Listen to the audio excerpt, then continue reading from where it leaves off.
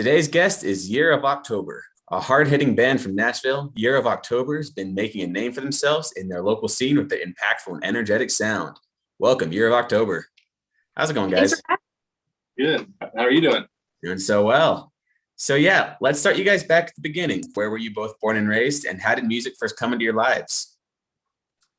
We were both born in Kentucky. I'm from Western Kentucky, so near Paducah, like the little tip of Western Kentucky. And I've pretty much been singing and playing music in some form my entire life. My family's very musical, and I grew up singing in church, and my grandmother plays piano. And so it's just kind of been there my entire life. And I'm from Lexington, Kentucky, and I started playing bass guitar in a band when I was like 14.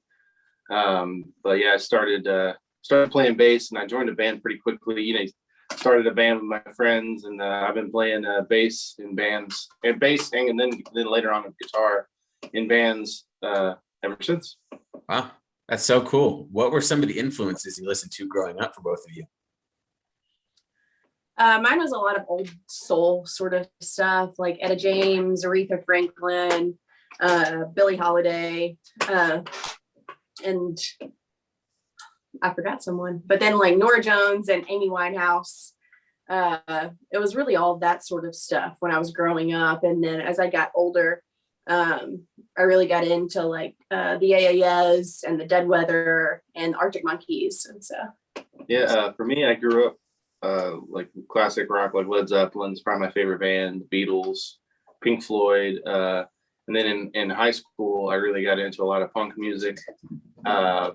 Like Saves the Day, Say Anything, and then like we played music like that as well. But now same kind of thing. I'm into a lot of the old stuff, but a lot of new stuff as well. Yeah, that's awesome. So are you guys in Nashville right now? Is that correct? Yeah, we are.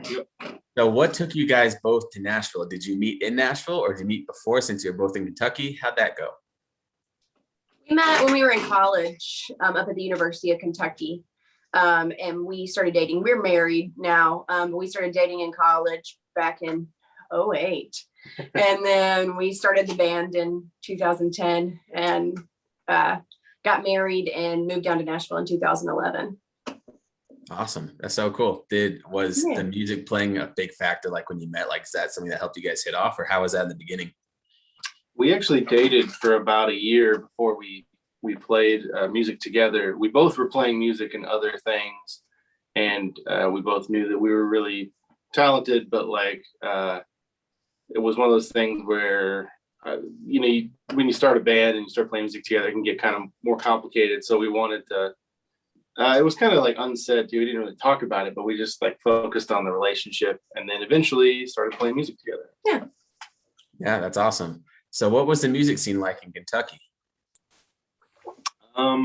In Lexington, they have a pretty good college rock scene. Really some good, awesome venues around there. Great underground scene as well. Back in high school, we'd play house shows all the time and parties and that sort of thing. It was interesting because it's changed a lot in the last 10 years. A lot of Americana. But there's a lot of great rock music as well, and a lot of awesome bands that we're friends with in Lexington. Yeah, that's so cool to hear. What were some of the biggest things you guys learned from those early performances you had before you started this band? What I have experienced and what I've learned through every kind of artistic thing, because I did a lot of plays and I danced as well. So kind of just like taking all of that creative background together, I think it's just put on your best performance no matter what audience you have, because every audience member matters. And even if there's only like one person in the crowd, I want to give that one person the best show, and I want us to be at our best game at every single show. So I think that's probably one of the best things. And don't acknowledge mistakes, because nobody knows. Yeah, I'd say that's a big thing I learned from band consistency.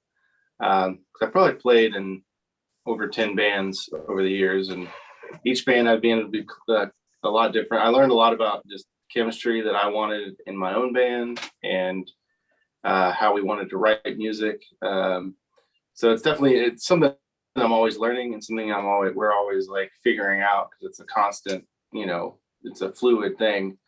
But yeah, I would say consistency is the biggest thing I learned in being in other bands. Just I don't know. There's a lot of good stuff I learned from them. I don't regret playing in any of them, so it was a fun time. That's awesome. And yeah, consistency is so important. I mean, no matter, things always come up. There's always gonna be something that happens to a show that just affects it from being the perfect mold. And I think it's just important to learn how to deal with that in appropriate ways, So that's great advice. Yeah. So when you guys first became Year of October, when did you start? How was the writing, I guess, kind of dichotomy between the two? Like, what was that like, having to write together? And then when did you start recording? The writing is still a little similar, except mostly when we first started, we were writing everything. Josh was playing an acoustic guitar, and then I would write like the lyrics and the melodies. And so a lot of times it would be one of us coming to the other with like, hey, I've got this guitar lick that I've made up, or I've got this vocal line that I think is interesting. Can you work around this? And we pretty much do things the same way. We don't really plot out anything. The way we write music, even now with our drummer, is we kind of just jam, and if it feels good, then that's the way we go. Yeah, and I think too with writing with Felicia and with James, our drummer, it's different than any band I've been in, just because we intentionally kind of like what she was hinting on there, we intentionally don't like talk about it, because I feel like the minute you compare it to, like, if someone's writing a riff and they're like, oh, that's Led Zeppelin, or oh, that's Black Sabbath or something, like it kind of kills the magic of it, because the other person might not hear that, and then all of a sudden they're like, oh yeah, it's not cool, and so like if you take it and make it your own, and sometimes we jam a lot of stuff that no one hears, thank goodness, but we try not to put things in a box right away. We've done that since the beginning, which has been really cool, because I've been in other bands where they're like, hey, I got this idea, but I want it to sound just like Green Day, or I want it to sound just like Weezer, or whatever. And it's like the minute you start thinking that way, I feel like it kind of closes off the creativity to an extent. People can certainly write like that, and I respect that, but I'm glad that we have our way of doing things. Yeah, totally. Even just me being in a band before, I can totally relate to that, because that's honestly, like, we'd have early discussions as a band, and my singer would be like, yeah, whenever bring up something like, this sounds like this, or this sounds like this, he'd get kind of upset, because he's like, dude, that kind of kills it. So yeah, that's interesting to hear. That's another thing for you guys as well. Yeah. So when did you guys start putting your songs down and recording them and releasing them? We released our first album. We started the band in 2010, and we put out our first album in 2012. So we definitely started recording probably 2011. Yeah. And then since then, we've put out 4 records, and we're currently working on a 5th one. We just put out our last record in October of 2020. So we're excited to have that out, and it's been a lot of fun. Yeah. That's so cool. It's kind of like picking kids, but do you guys have a favorite record so far? I feel like with every release, I always pick the most recent, because right now Wastelands is the one we put out in October, and it is definitely my favorite of our releases. It just feels like how I wanted us to always sound. Yeah, I fully agree with that. I think Wastelands is my favorite record, and it's the one. If someone asked me like, hey, which one should I check out? Definitely that one. That's so cool. How would you say your sound has evolved over the years? Like, what's the difference between Wasteland and your first releases? Well, Wastelands was the first record we did with our drummer James, and that really helped our sound, I think, move forward. He's a fantastic drummer, and the record it's definitely heavier. It's definitely the heaviest record we've written. But also, I think it's also the grooviest.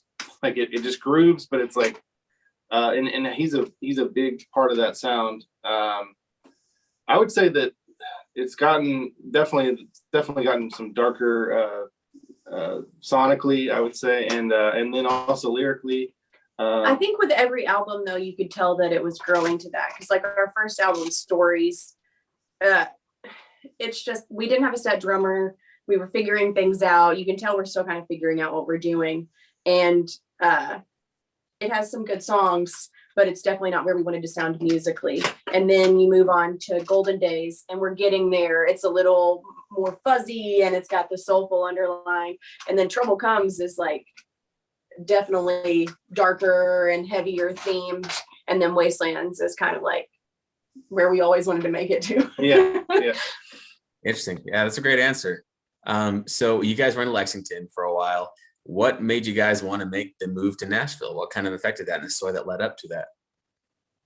I think it was probably the music. And with me being from Western Kentucky, it's like a 2.5 hour drive. So we used to spend a lot of time in Nashville, and I always really liked it down here. So I think it was the music and just already knowing that we liked the city. Yeah. I mean, and I think for me, like I spent most of my life in Lexington, and I just kind of wanted like a fresh start somewhere. And in Nashville, the music here, you can go to like any, when, pre-pandemic stuff, any night of the week, there's, 20 to 30 shows that are great. So it's like, and sometimes there might only be 10 people at one. But it's a great place to see bands, and to, I think also it's a great place to tour out of, because you're like 2 hours from all these different locations. So it really made a lot of sense to come down here. Mm-hmm. That's awesome. So when you first moved there, what was it like? Like, how'd you guys feel? Was it overwhelming? Were you comfortable? And like, did it meet the expectations you had going in, or was it just a different experience actually living there compared to just visiting? I mean, I think it exceeded expectations of moving down here, because I don't know what I expected, but like you said, we were able to go out and see great music anywhere for $5. And I mean, you can go to like 3 different bars that are like super close to each other, and they're all great shows. And I was like, this is the coolest thing ever, because I had never had that ability before. Wow. And I mean, getting into the scene was a little harder at the beginning, just because we were a little more rockin', and I feel like the people we met originally were more kind of an Americana sound, and so it was kind of hard to find our niche. Yeah. But It took us over like probably about 2 years to like find the bands that we needed to play with, and we're still friends with a lot of the older people that we met as well, or the people we met at first as well. But we definitely have a great scene here now that we're really involved in, and there's so many great bands always moving here, and it's really inspiring. I think, like I always tell people, like kind of like, iron sharpens iron. Like, you have to bring your best set, because you might only be playing for the other bands, but they're like some of the best musicians I've heard. So it's like you definitely want to put on your best show, and I don't know, it's been a great experience to live here for sure. Yeah, sounds like it. What's something you wish you would have known in the first maybe year or so of being in Nashville that you learned later on? For me, I think it was just definitely I had a friend give me this advice. It was about booking, and I was booking, but I was kind of passive about it. Like and he's like, what's the worst someone can tell you? I was like, they can say no. He's like, you're not going to offend anyone. Like, and if they're mad, like, what? They're not going to book your band anyway. So I wish I would have been a little more aggressive booking wise, just because I definitely was a little like, it was a little intimidating, and I wish I would have known that to act like more like that. I don't know if that makes any sense. yeah, I think that makes sense. Yeah, absolutely. And it like you're saying, I mean, what's the worst that can happen? It's just a no, because I'm sure they're so used to just having so many bands asking that, you're not going to take offense to just another band being in the pile. I mean, if they say yes, great, but what are you going to lose from saying no? Not really anything. Exactly. And that I've learned a lot from booking our own shows over 10 years. It's something I definitely wish I would have known in the very beginning, but I'm definitely glad that we've kind of learned, it doesn't, no is not a bad answer. Like, especially with venues, if you get a response, sometimes getting a response is way better than not getting one at all. Absolutely. I mean, it seems like no isn't like no forever. It just means no right now. Like, it's just not the right time. Exactly. Mm-hmm. No, for sure. So that's awesome. Was it hard for you guys to find like venues to play at that fit your sound, or what was that like? I mean, you talked about hard to find a niche with people, but what about venues and performing? I mean, We found some venues pretty early on in Nashville because there are some really good ones. Springwater is one of our favorite venues, and it's got a really good rock scene there. Pretty much all the venues here cover all varieties of music. Yeah. So like, it really wasn't a hard thing to find the venues because it was really putting together the shows. Yeah, the only place that really has a set people playing a certain thing is like Broadway in Nashville, and that's like all the country covers. Yeah, so. And so yeah, locals don't. I mean, they play down there, but they don't really. You don't really hang out down there. So you definitely want to play at the bars. That if you're a rock band, there's a ton of venues that have all kinds of music. Like, but it's crazy. Like, I mean, any time of the week you can go to a venue and see a rock band, and the next night it's a hip hop show, and then the next night it's some funk band, and it's like there's a lot of venues that cover a wide range of music. Yeah, that's an amazing thing about Nashville, I've heard. And I've also heard that it's been changing over the years. Like, I mean, it's different now than it was in 2010. I've heard it's become a lot more accepting of these universal, genres. Yeah, I think it has, because we've been here about that whole time. And I think that it's become a lot more accepting. Yeah. So what drives you guys to do music today? I just don't think I could stop. Playing live shows and playing music and writing our own music is like what gives me life. It just makes me happy. And I don't know. I just think doing what I love and getting to continue doing what I love is what keeps me playing music. Yeah, same here.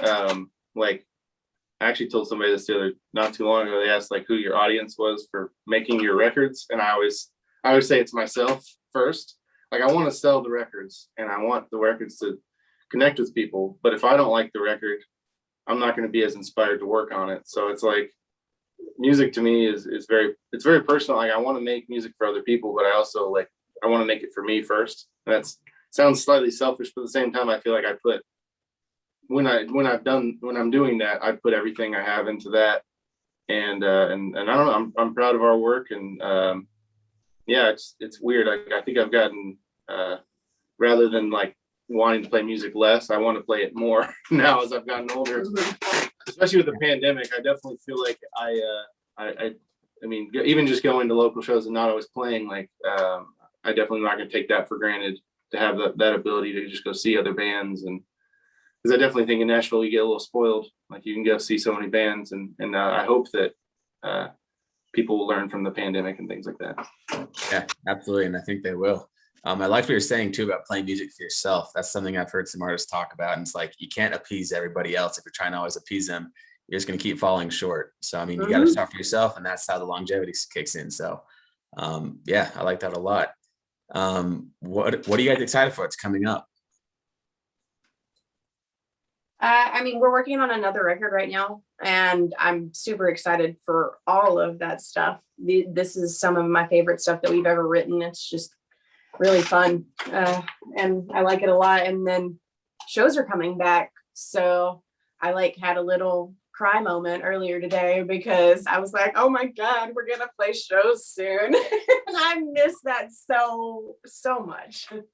Yeah, we got hit up by a venue to play a show there, so it's like stuff's starting to come back, and this summer looks like it's going to start opening back up at a lot of places that we normally play. And I guess later this year, hopefully we'll be hitting the road pretty hard and promoting our last record. And because we get our second vaccine on the 27th, so we're almost fully protected. Or fully 5G'd, whatever people say. That's exciting though. Yeah, it sounds like it's going to be a big year coming up for you guys, and I'm excited for you guys. You're going to have great things. What advice would you give to artists who might be just starting out or starting the wheels rolling on their own music career now that you've learned so much? I think stay true to yourself and just don't try to be anything else, because people will be able to see through that pretty quickly. And if you're true to yourself, then your music is going to be genuine. And I think just really get involved in your scene, and that will help you grow. Yeah, and I would say support other bands, because that's something that I've seen a lot of bands do over the pandemic, and it's meant a lot to us, and we try to do it as much as we can as well. local scene supporting each other is just such a big deal. And if you're a new band, there's nothing better than teaming up with an old band. And also I would say don't small, like basically take it a day at a time, because like there's going to be shows where no one's there, so you can't don't make anything too big or too small. Like I know sometimes it's easy to like see like a ton of people one night and be pumped up about it, and then the next night there's 5 people there. It's like you got to take it for what it is, and definitely enjoy playing no matter who you're playing to. Mhm. Yeah, that's great advice. I love it. I think that's so valuable. Well, thanks again for joining me today, guys. I appreciate your time and hearing about your story and your experiences. I've learned a lot, and I think other people will too. Where can people find you on social media? What are your names, and where can they find you on Spotify? They can just search Year of October. That's what we are on Facebook and Instagram. On YouTube, it's Year of October 16. But I think if they just search Year of October, you'll find us. And Spotify is that as well. Yeah, and we also have our last record is on. We got it pressed on vinyl, and it's available on our Bandcamp page, which is bandcamp.com/yearofoctober. Yearofoctober.bandcamp.com.